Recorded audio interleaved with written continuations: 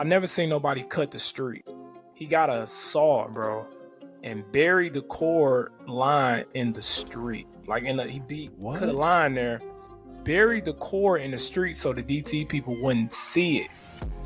Power coming from the other house, bro. And I think he used that one cord to power the whole crib. That's crazy, bro. I don't know how that powered the whole crib, bro, but like he did that. And I'm just looking like, we don't realize how hard we be having to work just to not do the right things. Like, you can put that energy into building a business or something. Yeah. Put that, you feel me? Like, we was out there with him all day doing that. And it's like, stuff like that just had me. We grew up in a house in Mansfield, 210 Harker Street. You can look it up on Google. It probably still look the same as it do now. Right? But in that house, we had no electricity upstairs in the house, bro. Imagine this. This is it's 2-story house, probably 3-story because I had attic. 2-story house, no electricity upstairs, bro. No electricity. So what we would have to do at night in order to like see is that my mom would probably be mad if I told it, but it is what it is. We way better now, right? So we used to have to run extension cords to each of the 3 rooms that was upstairs. And we would have a circuit breaker in each one of those rooms.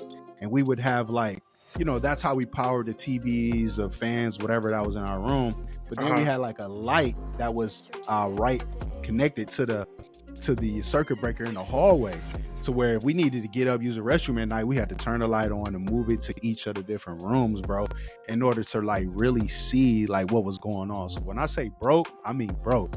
Listen. Welcome back, world, to another episode of the Awaken Your Best podcast. This is the #1 podcast for people that wake up at 5 a.m. and they back in the bed by 8 a.m. because they so tired and they burnt themselves out. Yo, listen, Rasta, man. Of course, we here with Rasta, co-host, and I am what am I talking about? My name is Terrence Feagin, and really, listen, this podcast is all about burning desire. What is it that you want in your life? What is it that you would really like to strive for? What is it that is on your mind every single day and that you want to bring out into your reality? You want to manifest that. So Rasta, what's going on, brother? How you doing today, man? Blessed and highly favored, bro. You feel me? I'm excited for this podcast today because the burning desire is the reason we doing this right now. You feel me? So I'm excited to talk about it, let the people know what's going on. But yeah, bro, I'm blessed, man. How you doing over there in Cali? You know what I mean? Man, it's a beautiful day. 8 a.m. here in the morning. Rasta said, yo, can we get it in the morning? You know, it's a 3-hour time difference. So I know he been up for a little bit. I'm just waking up. I ain't gonna lie, like probably about an hour ago. So listen, I'm up. I'm blessed. The Lord got me on my way, and I'm sitting here today with my brother doing a podcast, something that we really, truly love. So if y'all out there and y'all listen to this, I want to say thank you. Appreciate you. But do one thing for me, like and subscribe, man, because the channel is growing. We appreciate all the love. We really, really do. So if you want to keep seeing more of this, make sure you do that. Now, Rasta, since we got business out the way, brother, we wanted to talk about burning desire. So one of the things that I've always had on my mind and on my heart for maybe since college really is a burning desire to be a speaker, but then also a motivator. And really, I would say throughout my life up until this point, that's something that I've been doing, but I haven't really taken the full step on being a speaker. You know, of course, I've spoken at a few different high schools, and I've spoken in different arenas with individuals one-on-one. But now is the time for us, and I know we were just talking about this before the pod, to really take that step forward and to bring that burning desire into our reality. So one of the things that I've been doing, as you already know, is one, building my overall brand on YouTube. So I remember really starting the fact of being on YouTube and speaking and being a motivator and talk about motivation and mindset maybe about a year and a half ago. And when I got on YouTube, I was trash. I was terrible. I really was, thinking about maybe moving in different ways and, possibly doing other ambitious things. But it always come back to me like, yo, this is the route that you need to do. This is what you need to do. So, I really enjoyed it. I really love it. But Rasa, what is the one thing that's on your heart, your burning desire that you've always wanted to bring out to this reality? Man, one thing that's on my heart right now, Yeah. Or bro, what have you always wanted? bro, like my burning desire to be great, you know, like, because, you know, as I've been growing in different areas, things have been, you know, things have been changing. The North Star has been shifting. But Right. this one right here, bro, I feel like is the one because like right now, one thing I've always desired, whether it be speaking, whether it be rapping, is to be on the stage inspiring people, bro. Amazing. Captivating people, motivating people. Like that's always been something that's just been on my heart. I've had so many visions. I've seen myself on stage speaking at a giving training. I've seen myself on stage rapping. I've seen Uh-huh. myself on stage doing poetry. Like I've seen myself on stage doing so many different things. And what I'm coming to learn is that it don't really matter what I'm doing. As long Right. as I'm inspiring people and I'm giving people hope, you feel me? I'm giving people Yeah. more self-confidence. I'm helping people grow. I'm helping people develop their mindset in any type of way, like in a positive way, bro. That's the desire. As long as I'm doing that on that stage, bro, and I'm changing people's lives, bro, I don't care what I'm doing. I'm just ready, bro. Like that's the fire that's in there, bro. That's the fire. I love it, man. That fire is always, it's, I think they call it the king's disease, right? Where it's just, you always just got to keep going. You always thinking about the next thing or really bringing that one thing that you is in your thoughts and you just want to bring it out and it's plaguing at you. It's almost like you can't think about anything else other than what you really want. So I want to take it back, right? I want to kind of take it back to where I really started to say, hey, okay, cool. I'm going to be a speaker. This is something I wanted to do. So I remember back in college, man, I think it might have been maybe about my about sophomore year. I had just got Mhm. to Eastern Michigan and I was in a new environment, right? Coming from a historical black college, Central State University down in Xenia, Ohio, right next to Dayton. Right. And there in Dayton at that school, it really wasn't an environment for education, right? So I went up to, I would say it is a, let me take that back. It is a great place to have an education, but going from that to Eastern Michigan was definitely multiple different steps forward. So I Mhm. remember being in one of our classes where we had to actually speak in front of the class and I was just so nervous. I wasn't prepared. I wasn't really focused. But I had a teacher. I'll never forget her name. Her name was Mrs. Day. Maybe about a 4'5" small white woman with like what they call it. She had like red hair, right? Mhm. And she said, Terrence, I see that, I actually came to her in our office hours and she said, Terrence, like, you need help. I get it. I appreciate you coming. All right, let's do this. She took me to the classroom. She made me get in front of the class. Nobody was there. It was just her in the back. She had a piece of newspaper and she balled it up. I'm like, what is she doing with this? She said, go to the front. She said, I want you to do your presentation and I want you to really focus in and really, envision yourself like the entire class was there. So I said, cool, took a deep breath and I started to do my actual presentation. This lady was in the back of the classroom, Rasta, with the newspaper, bamming on the desk, like, bow, bow, bow, bow. I don't think I ever told you this story. Nah, bro, I But never anyway, heard this. so this was back like, again, sophomore. So this was probably like 2011, 2012 sometime, right? Mhm. Bang, bang, bang. And I'm just like, what is this lady doing? She said, keep going, keep going. So I finished my 5 to 10 minute presentation. I don't remember what the subject was. And then she just came to me and she said, listen, if you can do your presentation under those type of distractions and really focus in, you're going to be able to do your presentation in front of the entire class without no Mhm. hesitation and no issues. So after that, man, we just kind of got back into the classroom. Maybe a week later, I had to do the presentation and I did it flawlessly. I actually practiced. I actually went through the routine multiple different times. And after that, she said, see, you did it. And ultimately, I think she gave me a B- on it. So it wasn't an A+, but it was definitely, so at that moment in time, man, I was really, hooked on being in front of people, speaking and so forth and so on, man. And the story continues. Eric Thomas ended up coming to Eastern Michigan. That was the Yeah, first talk time I about ever that. seen. I mentioned that to my Yeah, wife that he came to your school before because she used to yeah, watch me bro. watch a lot of them. So yeah, how was that? Yeah, bro. So it was like a superstar came into an arena, but yet I feel like I was the only one that was really focused on him. Of course, everybody was there to see Eric Thomas, but at that moment in time, like I was already, you know, I had already went through the process with my teacher. I was reading different books. I had already Was he watched them. popping in? So Eric Thomas was really just coming up. I think that if you gotta want it as bad as you want to breathe, you know, that had already popped off. So you know, the gymnasium was pretty much filled. It wasn't a gymnasium; it was like a smaller like practice gymnasium. So that was filled, bro.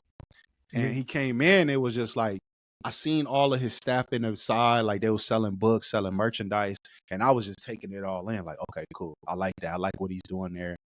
Came in, started preaching to us, just talking to us, talking our head off, and I was on the edge of my seat, like taking notes, and after that, I was just like, man, this dude is so powerful. He's such a motivator. And that's when I really started to get into watching motivational speakings and this and that. But I remember just buying this book and reading the entire book and just listening to his life. And at that time, I was already reading like motivational books and whatnot. But man, that was an amazing time, bro. Bro, I never even actually, I know you mentioned it to me before, but I never actually heard the story, bro. Like envisioning it, I know that was amazing. And that story, bro, about you presenting, that's a real, bro, that's inspiring right there because, and I'm sure it impacted your life. Like you said, it shifted you to a whole different trajectory towards, you know, where God wanted you to go. God letting you know, this is where I want you to go. And a lot of times we don't know that because, bro, I could relate to that, bro. I was not, bro, even still, bro, I'm in college right now. I still have the fears I used to have in high school and middle school to talk in front of people, to do presentations, bro. I avoided it at all costs. Bro. We all never, bro, I was that quiet kid in class who, you know, I had little things, people that knew me one-to-one, like that's why people knew me. Didn't nobody know me for being outspoken, extrovert, bro. I didn't like the spotlight ever. Don't give me the spotlight, teacher. Like, just read my slides. And, you know, if I'm in a group project, I was the guy, let somebody else do all the talking. I'm standing back trying not to speak.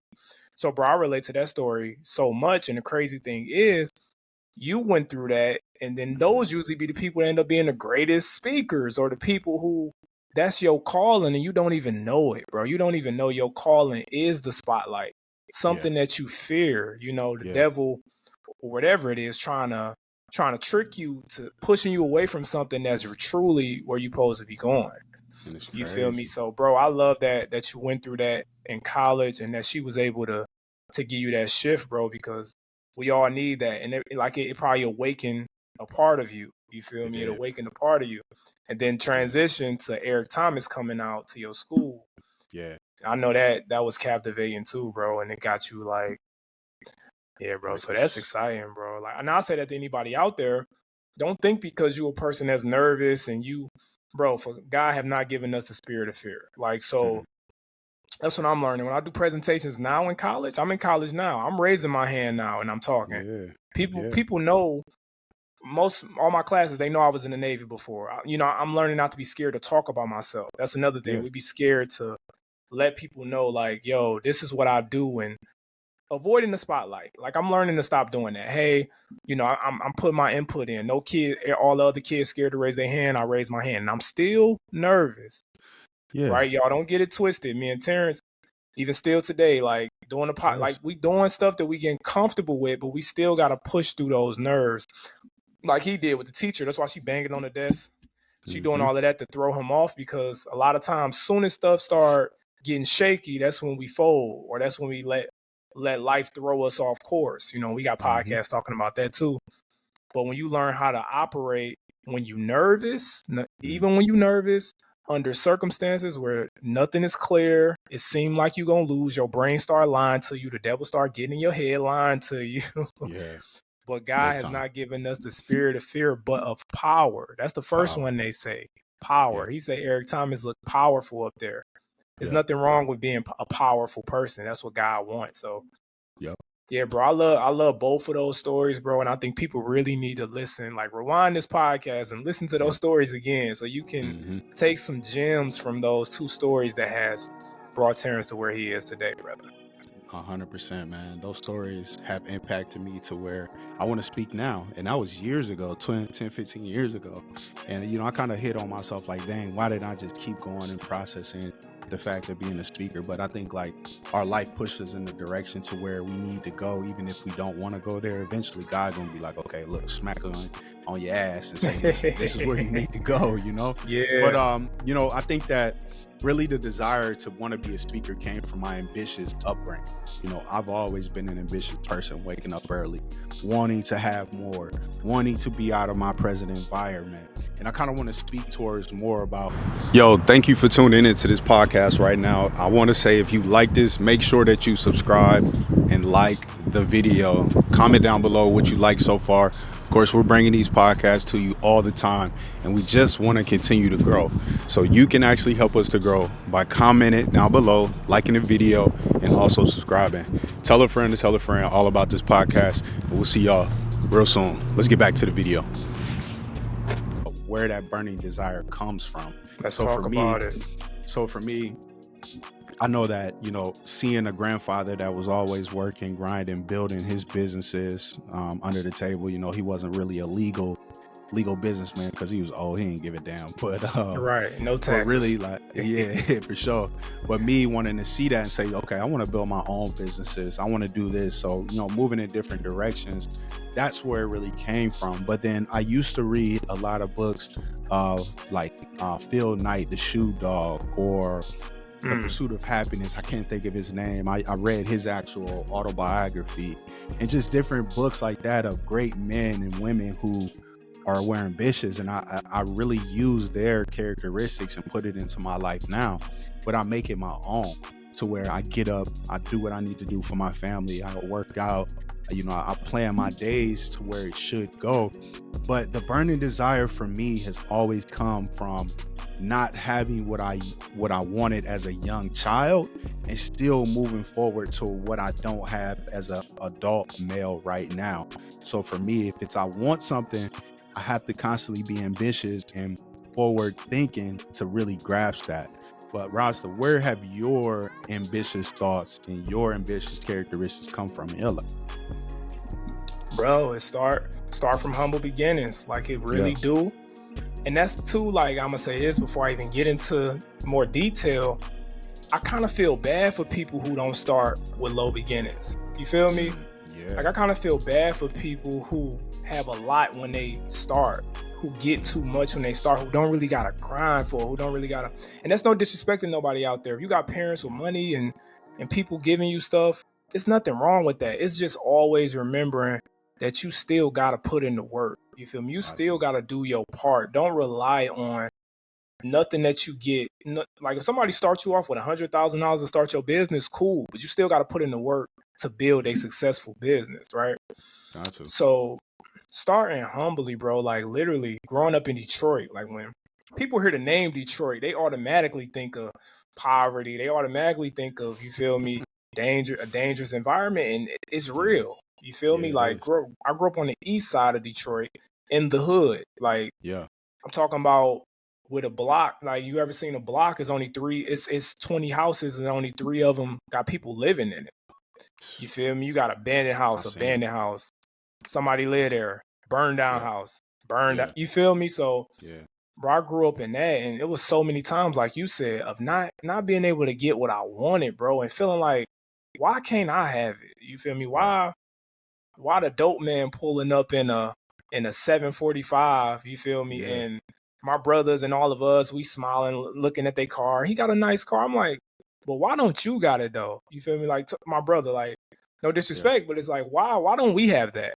Right. We admiring this guy as if, is he just fortunately, the guy just bless him to get whatever he want, and we just unfortunately would never have that. We ain't even got a car. You feel me? We don't even have a car. You feel me? So, bro, like, I went through so much of that, bro. So many nights of not having food, so many nights of, and I had both my parents. You feel me? They did the best they can. So no disrespect to my parents.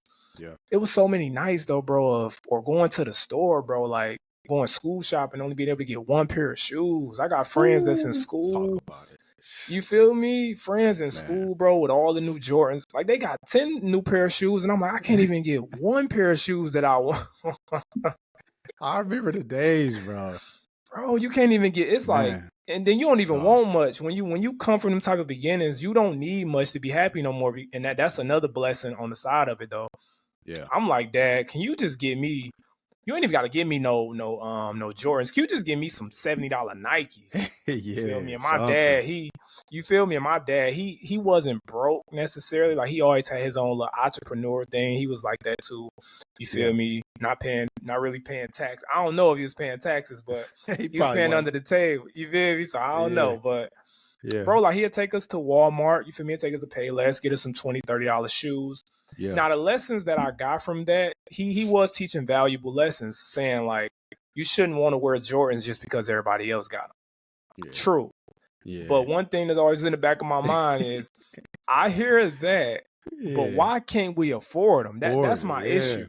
Why can't you buy them? Like, if you rich and you just telling me, son, I'm not finna spend $100 on some shoes because it makes no sense. I'm about to get you some $40 shoes. I can afford them, but it's dumb, son. What you need them for? You know, those lessons would have been like, okay, cool. But yeah, bro, like I'm going off on a tangent about it, but no, keep going, bro. So many of those times, so much disappointment, so much of not having it, and that lit the fire. The fire in me started saying, bro, it started from being in high school. Like, I gotta get out of here.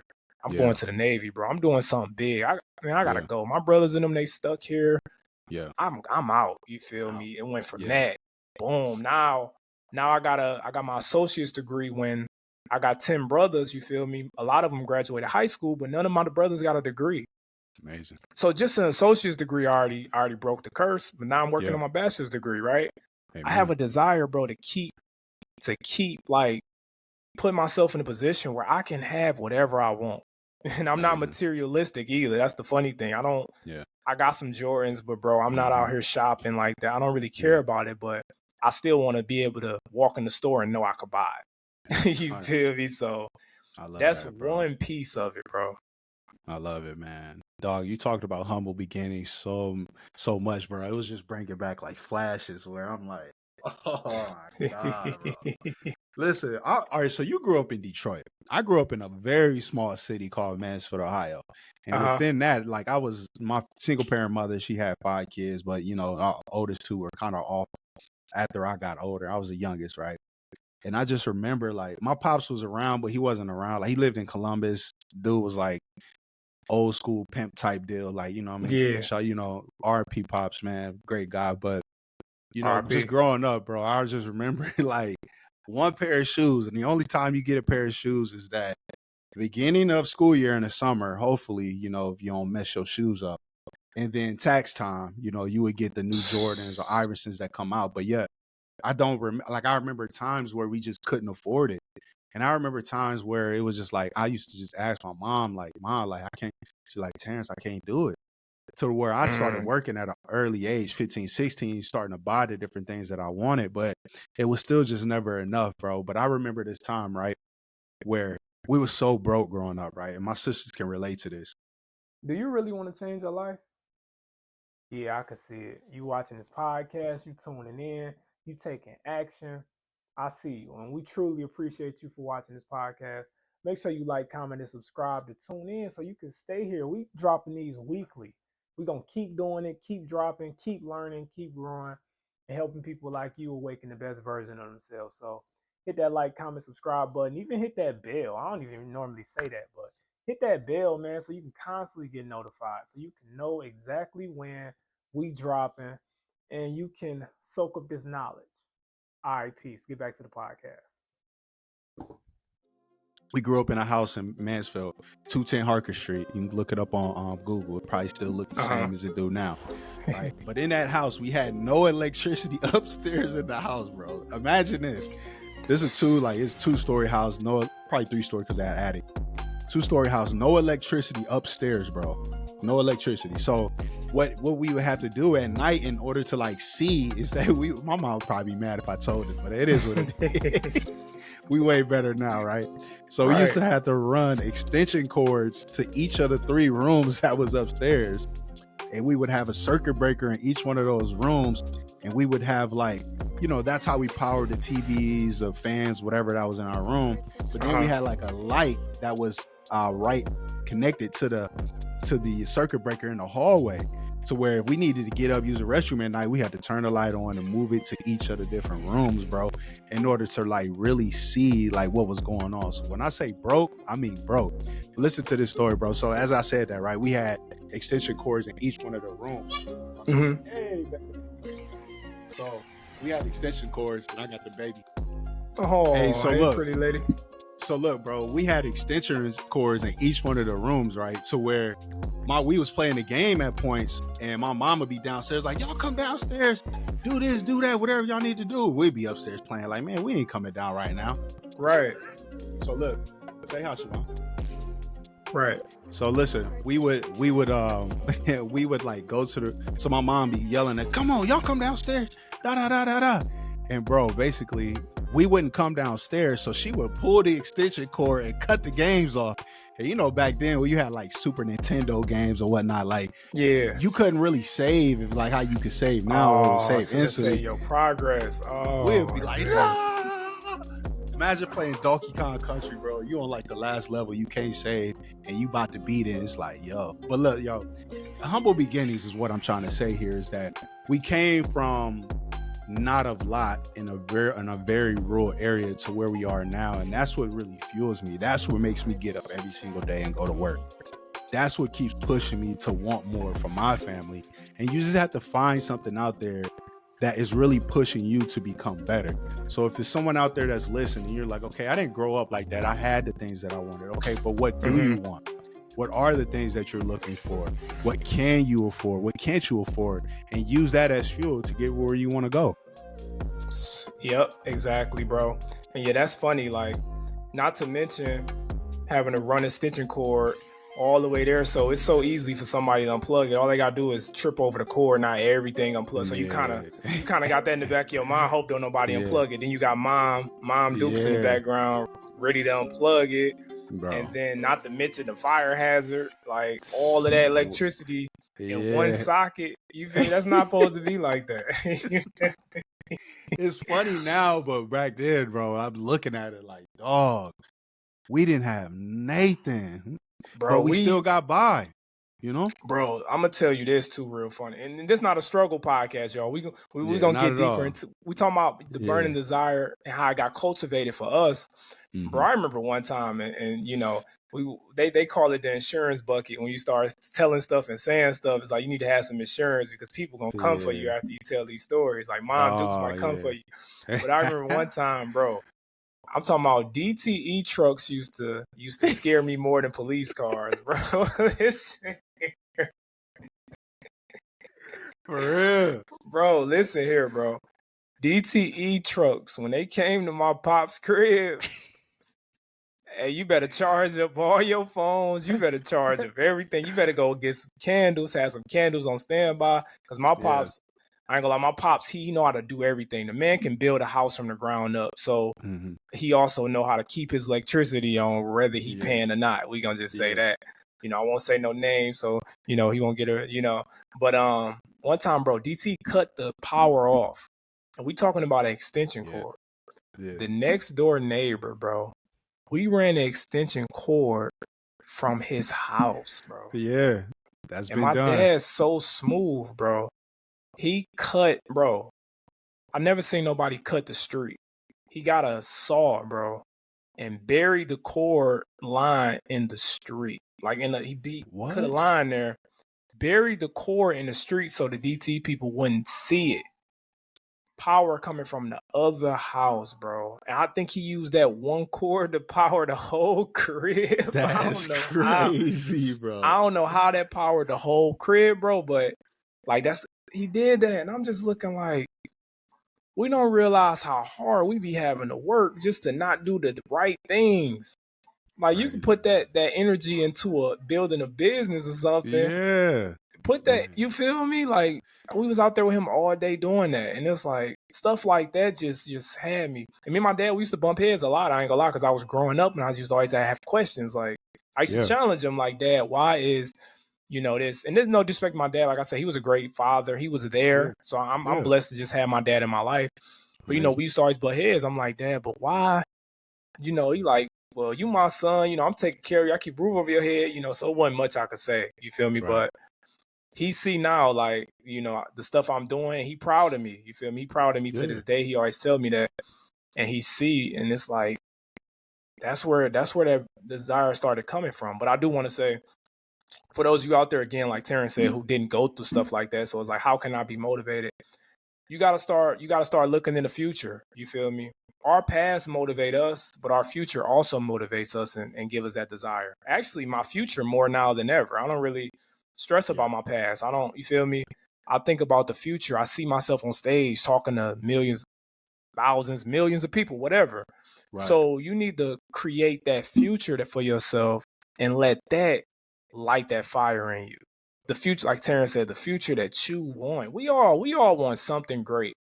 I don't care who you are. God designed you and blessed you with, I think that burning desire is just your spirit. It's your Holy Spirit trying to push you. You feel me? So, bro, we all want something great. So if you got you live with a middle-class family, you blessed, you feel me? Meals ain't a problem and things of that nature. Okay, cool. What's the next level for you? You feel me? What? Your dad, your mom got a good career. Cool. Are you an entrepreneur? Or do you want to be a doctor like your dad? And if you do want to be a doctor like your dad, do you want to be one of the greatest doctors ever? Like what? Yeah. What's that ideal future for you, bro? And once you create that, you'll start feeling that fire. And that fire is what's going to keep you going. Yeah, 100%, man. I think you started talking about the different steps that you need to in order to have a burning desire, in order to really see what your future can hold for yourself. And I think really the one step is, as you just said, man, is just to see what do you want to have, and what can you strive for, what the different goals. Like really it comes down to having goals. Like we knew we wanted to get out the hood. That was our goal. We made it out the hood. Now we're not still sitting on our hands. We're still forward thinking about what we want. So what are our goals? Our goals, your goal is to constantly, to be someone of, a higher standard for yourself. That way other people can really see you. My goal is to have a business and to be able to provide for my family and to do the things that I want to do in life. Like that's the things that are pushing us. If you don't have a goal, you're not going to go anywhere in life. It's like being on a ship as the captain and not having a further destination of where you need to go. You're just going to float around. Just coasting. Like the people, just coasting. Like the people in the wilderness, they didn't have any goal back in biblical times. Moses had to go and actually figure out what we needed to do. And he was a leader. So you have to be the leader in your life. You have to be the person that is going to step you forward. That's the first step, And then the next step is, okay, cool. Align yourself with people who are really going to put you in that actual position. Once you start to align yourself, like me and Rasta, we aligned ourselves to now where we've created a mastermind for just us two to be able to push forward and to find the things that we wanted, So it's that you just got to figure out the steps, and listening to this podcast, watching the different videos that Rasta is posting, watching the different videos that I'm posting on this channel, and just being around the people who are going to push you forward are going to help you to build that ambitious thoughts. Bro, I agree 100%, bro. Putting yourself, creating that environment, getting that ambition rolling, getting around those people. Because me going to the military, for example, exposed me to a lot of men who were married, a lot of men who had families, for example. So that helped give me the desire to want to have a healthy family, have a healthy household, right? You get around that stuff and you start seeing it. So you got to expose yourself to more. You got to expose yourself to more stuff, more people. And like he pretty much answered the question I was gonna ask, but you already answered.